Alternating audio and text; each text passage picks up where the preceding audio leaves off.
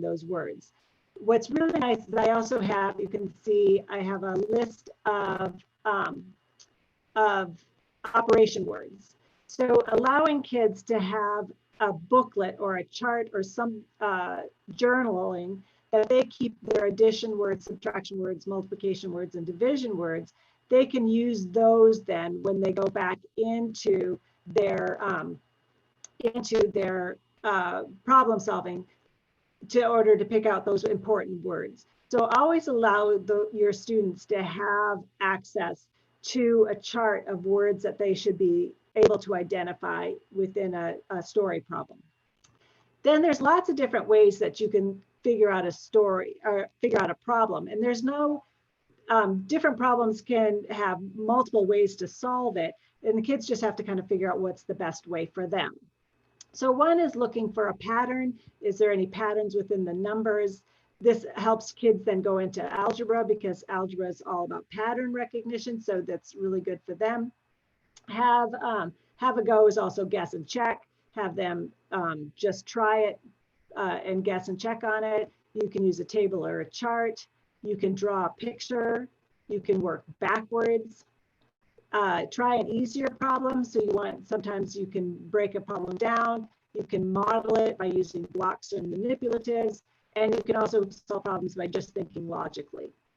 So these are all different ways that kids can solve problems. And what I want to do with kids is address each of these individually so they start to see how they can apply them. So when we're going to address just a few of these and we're going to do them together. So one of the things I'm going to show you with regards to Miro, because I see some of you are joining on, is you can actually go on to Miro and get two free boards. And a board is all of this space. It's endless space. So I can zoom out and zoom in. So you have all this endless space. And then within that space, I can make what's called a frame. So if I can get up, oops, wrong one. I can click on and get a frame. And I can do a lesson on a frame. So I can create a lesson for the kids to do, and they can come in and do it. So on this one, here's a problem, is our classroom is being invaded by monsters. You can have monsters, aliens, whatever you want. Each monster looks exactly like the other. And I'm starting with very simple problems for your elementary, and I'm going to build up to more difficult ones. So each monster looks exactly like the other. If there are 5 monsters, how many eyes, ears, horns, legs, and teeth would there be total? So this is a great problem because it actually gets kids to start thinking about multiples of numbers or skip counting. And so I'm going to take this problem away. I'm just going to set it up here. And you can see that you can do this with kids at home, and they can create their own monster. And they can do it on this board, and you can move the little objects so you can create whatever type of monster. Let's say I make a 3-eyed monster. He's got, I'm going to duplicate that one.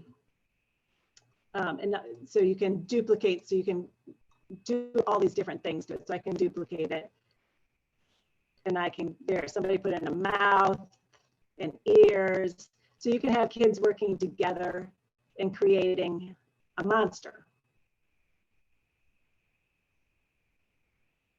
They could put in, and you can duplicate any of these objects. These are little teeth here, if you didn't recognize what those were. So I can duplicate this one by just doing Control D, and I can make more teeth and add them in. So you can create a monster, and you can have kids creating monsters online. If you're doing this through Zoom, you can create rooms for kids that have just one of these boards in it, and you can say, you can just name that board. There's ways to name the board. So up here it says draw a picture is the name of this board. I can change that name, and I can put in kids' names and say find your board. So I can put them into a Zoom room together and find your board, and you can create your monsters. So you can do this with, they can actually even draw things on it. Say he's going to have little circles. I can color in the circles. I could do different things. I could do different little things about it. I can also erase them. So the kids can create whatever they want on their little boards. And this one has Smart Draw, so it should recognize if I draw a circle, and it might make that an actual circle. See, made it an actual circle.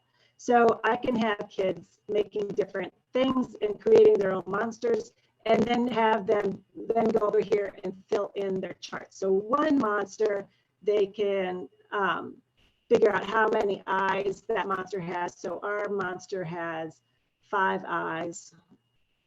It has 2 ears. We had 2 horns. Let me get rid of this real quick.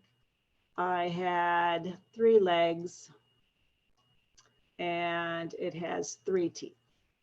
So we had them create just one monster. And now we can say, how many would you have? How many eyes would you have if you had that same monster? Because every monster looks exactly the same. What would 2 monsters look like? Now, if they needed to create another monster just the exact same, I can duplicate that board, add it down here, and we can create another one. And all we have to do is just duplicate those objects. But they can also just do this at home. They can create their own little monster, and they can start to figure out how to answer the problem that we had. How do you have the exact same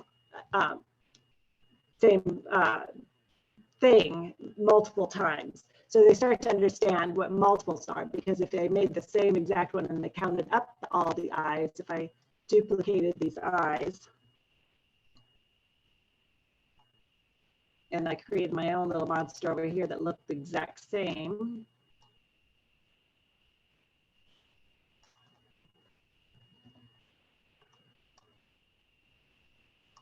and I made them the exact same, you would see that I would have 5 eyes.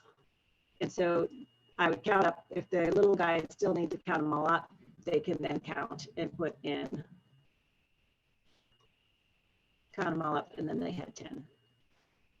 So this is just a very simple way to get kids starting to use drawings to create things. You can do it with them doing dogs or cats or whatever. I like little monsters. So you can create your own little designs and make what you want to make. I don't know why I'm going to erase this because I thought that was a Z. See if that's going to work for me. But you can have, as you can see, there's multiple people on here doing different things. If you have just a group of kids, you can have them creating their own. So just know that when they access the board, once they're done with it, it's still set this way. So sometimes you want to save something and give them a duplicate of that whole board so that they're not wrecking your already set template. So think of it like a worksheet. You wouldn't have the kids writing on your teacher copy. So you would make a duplicate. So I could actually make a duplicate of this entire board. And I can say duplicate the board. And you'll see it's created the board over here, if you can see that. So I can have duplicate boards. I can change the name and say this one's for Elizabeth.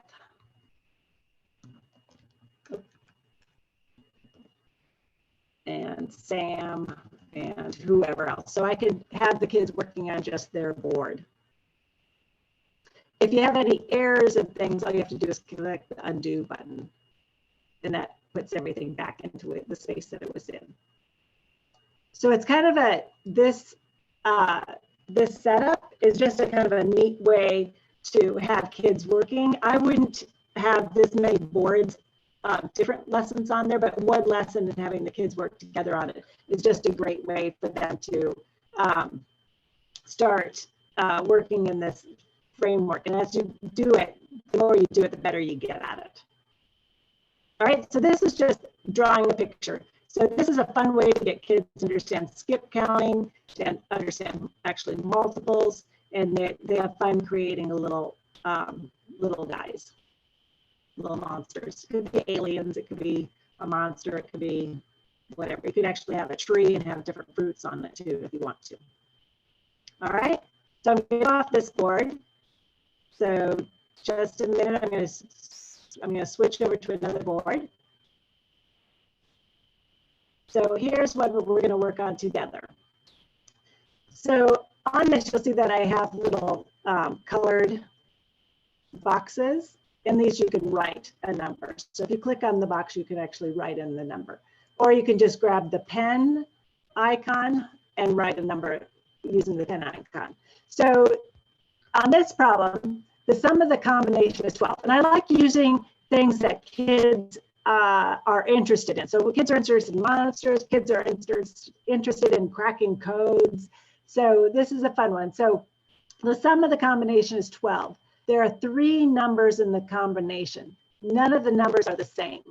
The largest number is the last number in the combination. So what could be that combination? So does anybody have any guesses? The sum of the combination is 12. You can write it in there. Do you want to write it in this block box? Or you can just grab a pen and start writing. If you can find your way over to a box. There, somebody's got, there you go.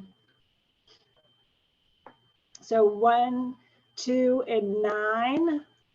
So that's one combination. Is there any other combinations?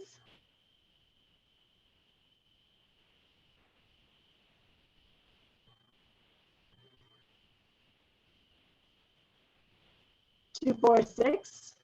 That works. 2, 1, 9 works.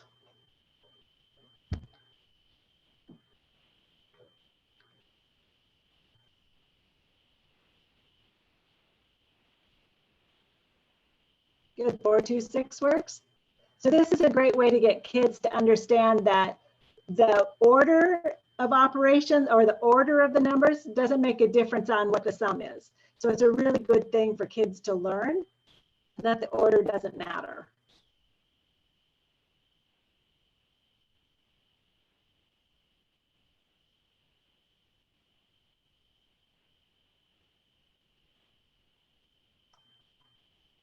So does anybody have any questions as we're going on?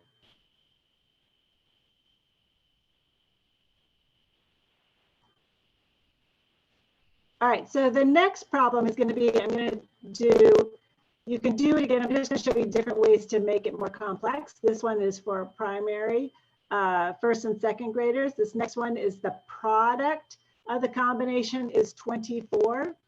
There are 2 numbers in the combination and 3 digits. What is the combination? So this one gets kids thinking of what factors make 24 because you're acting as a, what's the product? So you can have them write on this little Post-it note if you want to, or you, once again, you can just write the numbers down underneath underneath the problem. These little sticky notes help me with just covering up things before kids get to see them.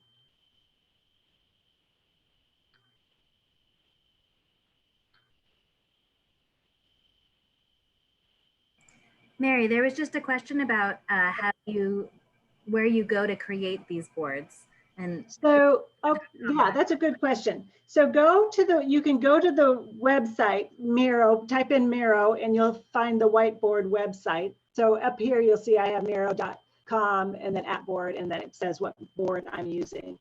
And you get 2 boards for free. So it's a company, it does, you know, it's like a lot of subscription companies in which they offer some things for free and some things at cost. The cost is kind of, I think it's like $8 per person on their cheapest, and that's per month. So that's their cheapest one. But you do get 2 boards for free. So you can create these boards, delete these boards, or create these frames, and then delete them, and have 1 board for the whole year. It really it's endless. So you can really use this as a free tool with your students. All right, so then that was one problem. Oops, let me zoom out again. Let me get back onto this board. So the other problem to make this one a little more difficult is the combination to the lock totals 23. The numbers of the combination are 1, 2, 3, and 4. What order in operations, what order in operations will open the lock? So on this one, you're really trying to get kids to understand order of operations. So you're going to use just the numbers 1, 2, 3, 4 and figure out how, in each digit only once, and figure out how they can open that lock so that it equals 23. So they can do addition, subtraction, multiplication, and division, but it has to equal 23. So this is the same activity, but at 3 different levels for kids to do list type of thing. So this gets kids, you know, trying out different combinations and also doing what's guess and check, because they have to try to guess it out and check it. So I see that somebody had did 2 times 12, which works. So I can do 1, 2, 2, or I could do 1, let's see, 1, 2, 2, or 2, 1, 2 on that combination.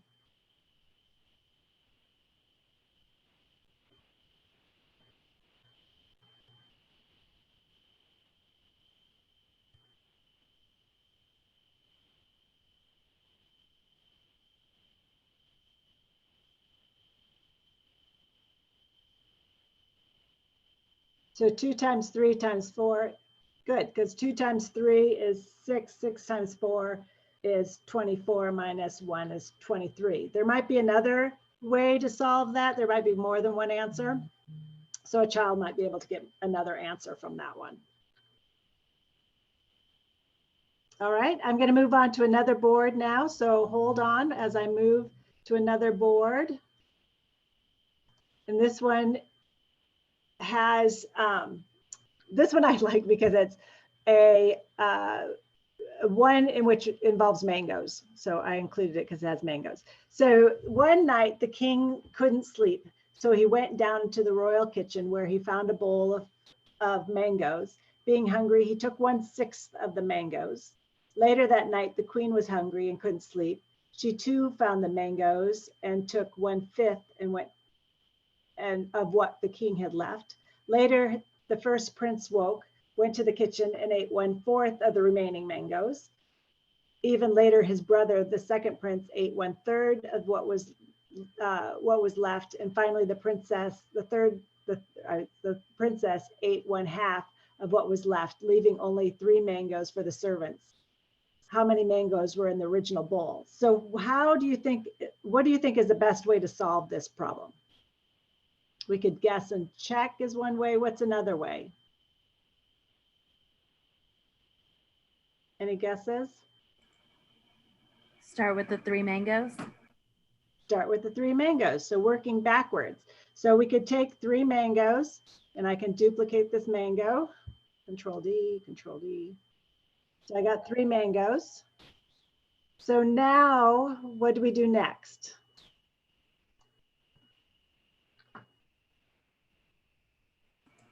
Double it. Okay, so somebody can double those.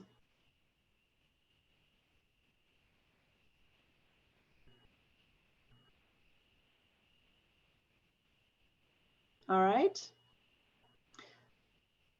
Now what?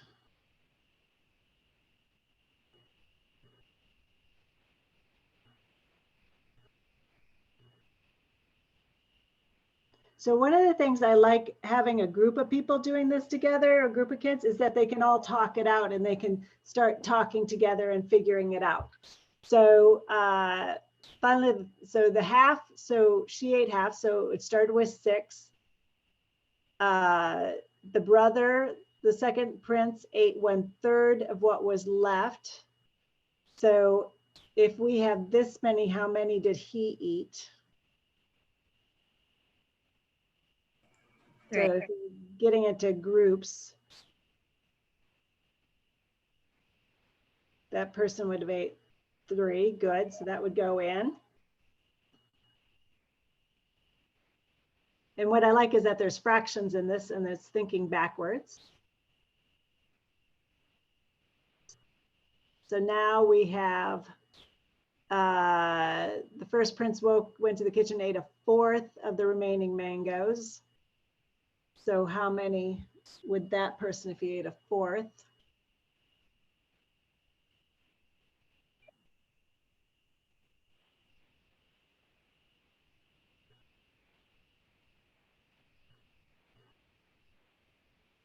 And I like how somebody's grouping them. It helps out with the problem. So you start to group. And if you have kids in a group together in a class, you know, in a individual room together, they could all be off, you know, having their mics open and talking back and forth and trying to figure it out. And then we have a fifth who took 1/5 of the mangoes.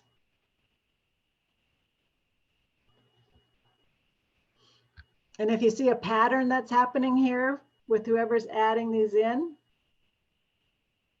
we're noticing a pattern happening.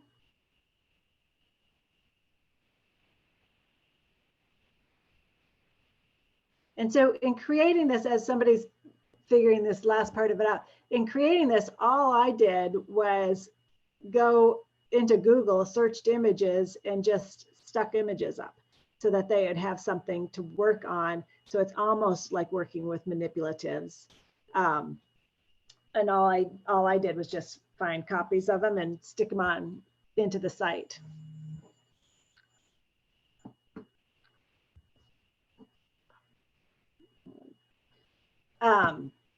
So what's nice about this system, so you're starting to see a pattern here, and we're almost to the last part. Are we back in 1/6 of that? So then we can get to how many were total in the bowl. Does anybody know the answer before we do that last bit? You can write it somewhere.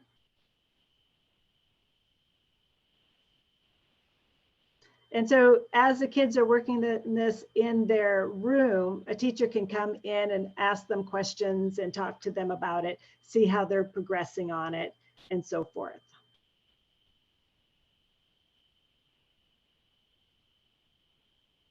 Does anybody have an idea how many they started with?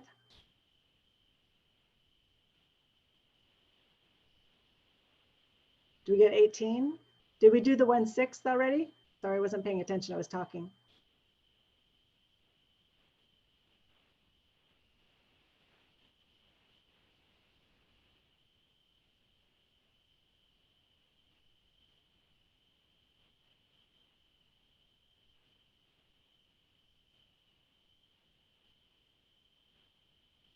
Oh, so see how you're trying to move them? You can also just click on the boy and you can say forward, and then he's in front. So you can do a lot of different things in this platform.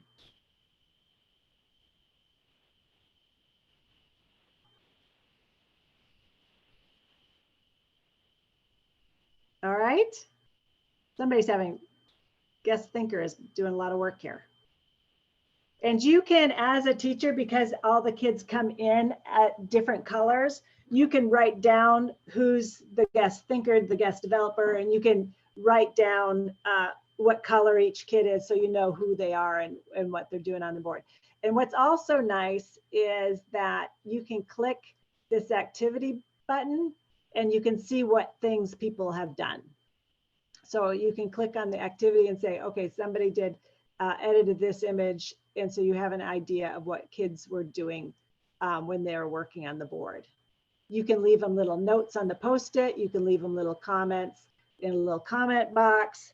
They can leave you comments as they're working through things, as they're trying to figure it out. But there's ways that they can reach you and talk to you. So we're going to move on to the next one. So this too is working backwards, but this one's a little more complex. So the other one was working with fractions and getting kids to have an understanding of fractions. Now this one is working backwards, but we're going to be doing multiplication or division. And this gets kids to start to think the reverse, or the reverse operation. So as you multiplied by 6 to get 216, in order to go back a number to figure out what number goes in this box and to work back to what this answer is, you're going to then have to do the reverse operation, correct? So you wouldn't tell that to kids when they got this board. You would just give them this board and have them figure out how they get to that answer. So they would be talking amongst themselves, figuring out what they do. And some kids might need you to come in and say, I need help, I need a tip, I need suggestions, and you can give them suggestions. But I would not tell them that this is working backwards. I would just give them this board and have them figure out how they do that work backwards. All right, I'm not going to have you do the multiplication and division on this one, but this gives you an idea of what you can do on a board and have kids, or on a frame. I should say these words correctly. This is a frame, and have the kids work on it. So I'm going to zoom out again so that you can have an idea kind of, once again, here we are. And as people are doing things, you can see that little things are left different places. That's just fine. All you have to do is kind of delete them. As an educator, you can just come in and figure out what people were doing and delete it and work on it. So you can do these as one lesson at a time. As I said, I'm doing this as a larger group, so I'm doing a lot of different activities on here. You can sign each kid a specific board. Like I said, you can have, say, Sam, Elizabeth, and whoever, you are going to work on the board that has your name on it. Somebody else is going to work on the board that has their name on it, so that you can have, and you can duplicate an entire board, like I said. So there's ways to get kids interacting on this. All right, so another problem is this one, which is a guess and check. And once again, this one has, actually, I've made the numbers beforehand so you can move them around to figure out the problems. So you can have kids actually moving the numbers. And I have two different problems here. So this one over here is moving these numbers. And what you want to do is create a problem that uses the numbers 1 through 8 that fills in all of these circles so that each operation goes upon itself. So this is a good guess and check on how to get that, that puzzle filled in. And this other one is a combination. And once again, you're working on figuring out how to solve the combination. And this one deals with place values. So you're getting kids to understand what place value is. And these are really simple to create on your own. This lock one is very simple to create on your own. The number one is with the circles is a little more complex, but you can find these types of problems online pretty easily, or in workbooks, and you can create a board that that then just copies that you can create on your own in this space that you can have kids working on. So I made my own circles by going into the basic shapes space, and then I put numbers in them, and then I could just give the kids this board to work on. So here's a shape I just had created, but I'm going to delete it here. Oops. There we go. So on this one, on the first one with the combination, these are the digits in the combination. None of them are in the correct order. The digits in the thousands place and the tens place are even. The digits in the ones place is one less than the digits in the tens place. So can you figure out what that combination is?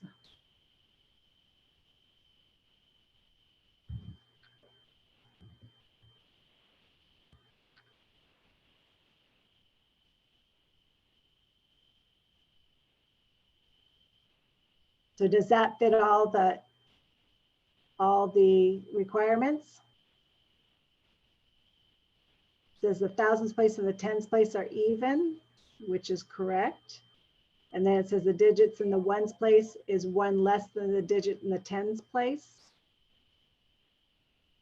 the digits in the ones place is one less than the 10 place. So then that works out. So you got that combination correct. And now on to the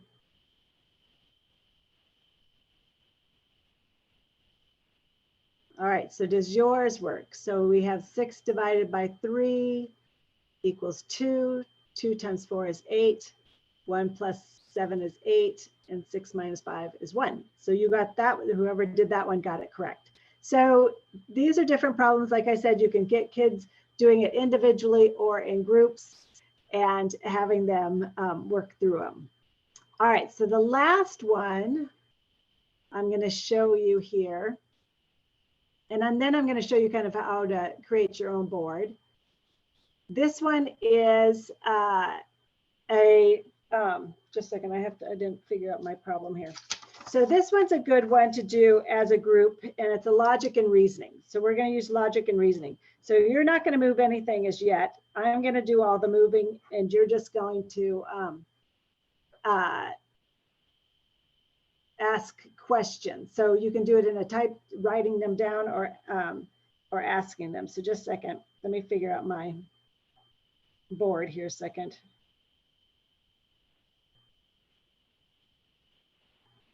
Oops, let's see. All right. So the object of this game is to figure out what colors go in each square of this grid. And I can only give you clues as in there is 1 red, 2 blues, and I don't give you them in the order. The rule is that there's 3 colors and each color takes up 3 squares, and they can't touch on just a corner. So if you see that the green and the green just touch on a corner, or the blue and the blue just touch on a corner, you can't do that. They have to touch on a side. So this one that I have, the color one I have up here, is not a correct one. So I'm just going to draw a big X on it. So you're going to figure out what goes in each corner. So I'm going to first give you the first clue, and I'm going to do this one right here. So this one has 2 blue and 1 red. So do you know which square has what color? And you can actually, if you want to try, let's see. I don't know if you can just take a square and fill it in, and then you can put whatever color you want on it. So see if you can figure out which one it is.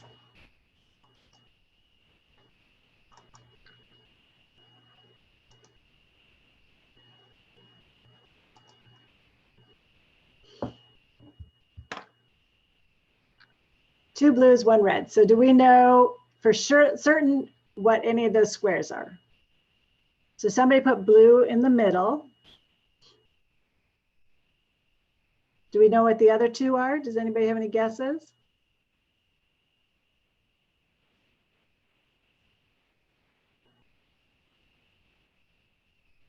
Do you need more information? If you need more information, let's see. That's a voting thing. I was going to see if you could do a thumbs up. I don't see a thumbs up.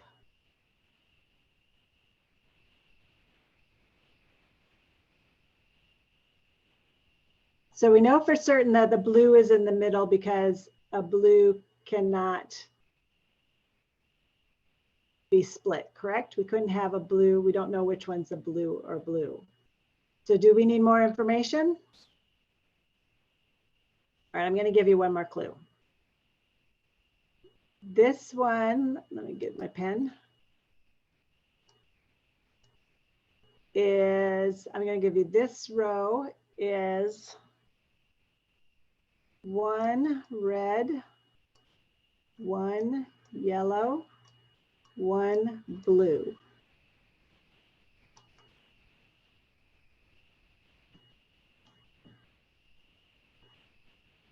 So do we know what goes into that first column,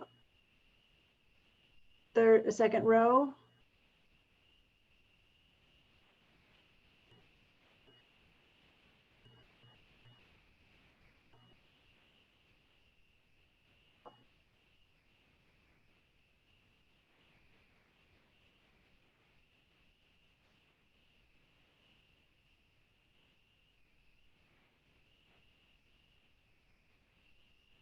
So if you want to put in a color, you just have to click on the square and get a square if you want to put in a color somewhere, if you know anything as yet. If you want more information, put up a question mark and I can give you more information.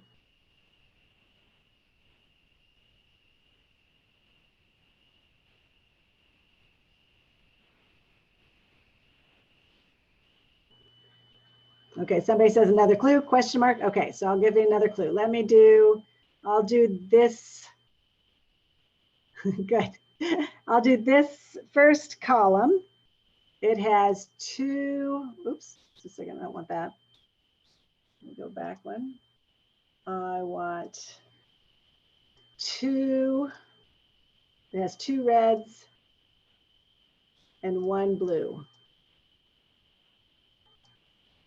So do we know anything on that one? Let me get rid of this.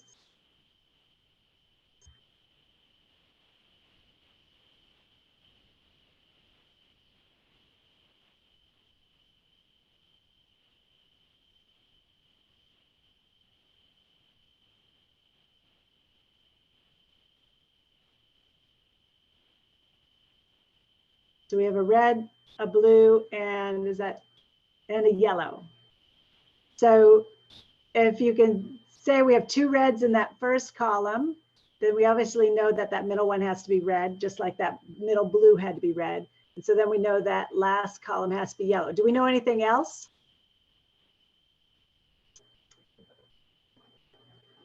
Does anybody know any other information? If not, you can put down a question mark for more clue or another clue, or you can think about it a little bit more. There's some logic here. Use some reasoning. Think about what's in the first column and what's in the second column.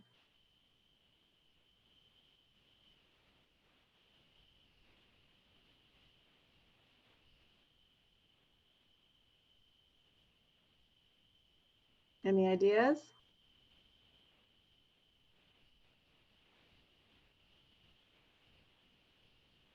What's missing in the first column and the second column?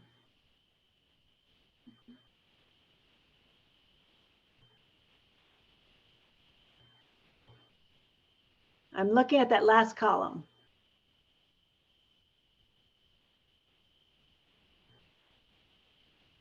Yeah, the first two columns could be red, red, or red, blue, or blue, blue. You're right. But what about that last column?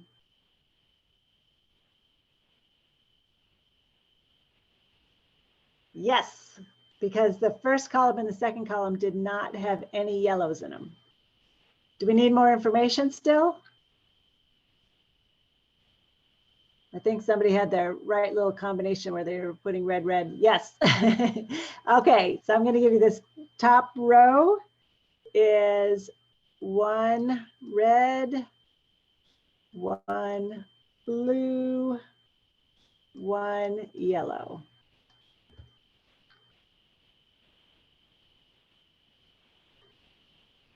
Or hold it. Sorry, that's wrong. Disregard, disregard. Abort, abort. I did something wrong on that one. Hang on. This one had, let me erase this. This one had, rewrite, two reds and one yellow. So then we know that one's yellow, or that's red and red, and then the other ones are blue and blue. All right, great job. Okay, so this last little bit, we got those. So those are all the different ways you can do great little problems with the kids and getting them thinking about different ways to solve problems and using logic and reasoning. Now I'm going to show you how you can actually create your own board on here.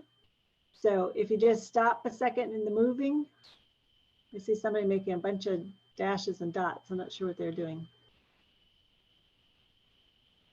So I'm going to show you how you can create your own board. So as I said, I'm going to scroll out really wide here. Oops, let me undo that. Now, if you want to do this with your students and you want to create your own, let me get out of that. Undo. There you go. I got to get this arrow so I can move around. So you can create your own boards. Like I said, this is all a board, this whole white space here.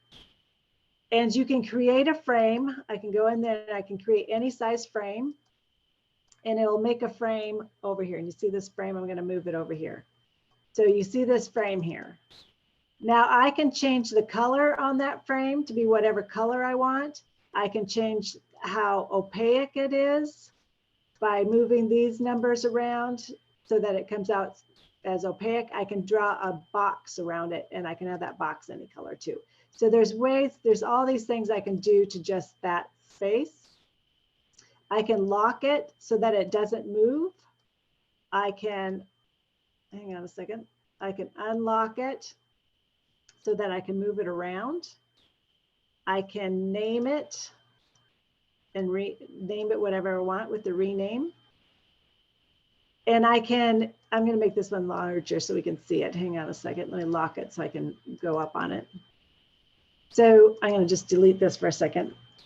So I can like I said, I can unlock it and I can do whatever I want to it. I can add any colors to it so it looks brighter. I can make it, keep it white.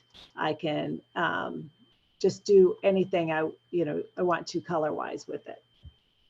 And then I can lock it and I can go in and I can upload material. So I can go onto my own device and find something and put it in there.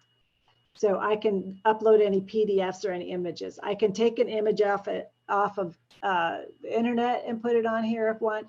I can also include links and I can go in here and I can create a link. So I'm gonna, there is, just a second.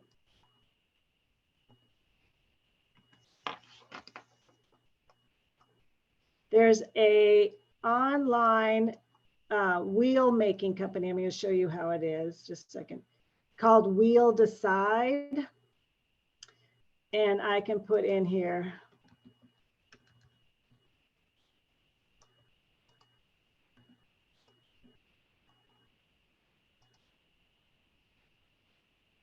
so there's a website called Wheel Decide. I'm going to show you something real quick. And I can go in and I can say, paste, embed my iframe. I'm going to embed the code and it creates a spinner for me. So if you want kids to generate their own numbers, you can create up to 100 numbers, or you can write words on it. You can do whatever you want, and you can have kids then using that spinner. So I'm going to click out of it, and you can lock the spinner so it doesn't move around, but you can use that to generate numbers if you're playing a game of some sort. So you can create your own little games, have your own little numbers, and that stays right in the right in that space. So that's a great thing that you can do with this. I said before, you can actually have activities where you are you can check on what the kids have done as guests in there. You can have them do voting. You can create things that they vote on. You can do a lot of different things in this setup, and you can do it for any subject matter. It doesn't have to be mathematics. And so it's a really good space to work with kids in, and that so that you can have kids working collaboratively in mathematics, in reading, in English, and use this framework. I don't get anything from this company. I just found it. So it was just a good thing to use. So that's pretty much my lesson. It really was just a means of getting you to see different problems that you can use with kids to get them to solve mathematics in different ways. I really like problem solving and story problems to be a group activity with kids, especially when they're young, because it does take them some time to think through a problem. and try to figure out what are the key words in it, what are the important words. It's really good for them to talk together with kids about it. And that's one of my fears with mathematics being virtual, that we are taking that out away from kids being able to collaborate together on a problem. So that's why I really like this site as a means of getting kids to work collaboratively and talk together. So you can do it through, like I said, you can do it through Zoom or whatever virtual visual aspect that you have going. And then you can create a URL. So you can go up here to the share button, and it will say in the share button, anyone who can have access. And then you can copy that link and give it to the kids to use it. So if you have any questions, that is it for me. If you have any questions, please feel free to ask me. You can send me, I will type up my email address up here.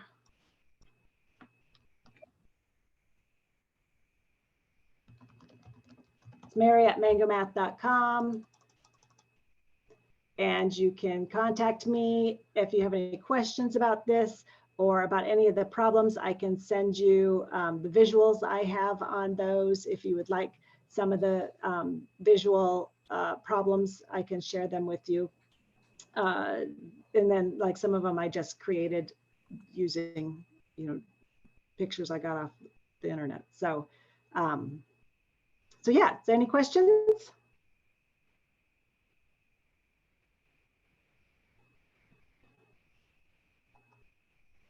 I'm going to stop the sharing now.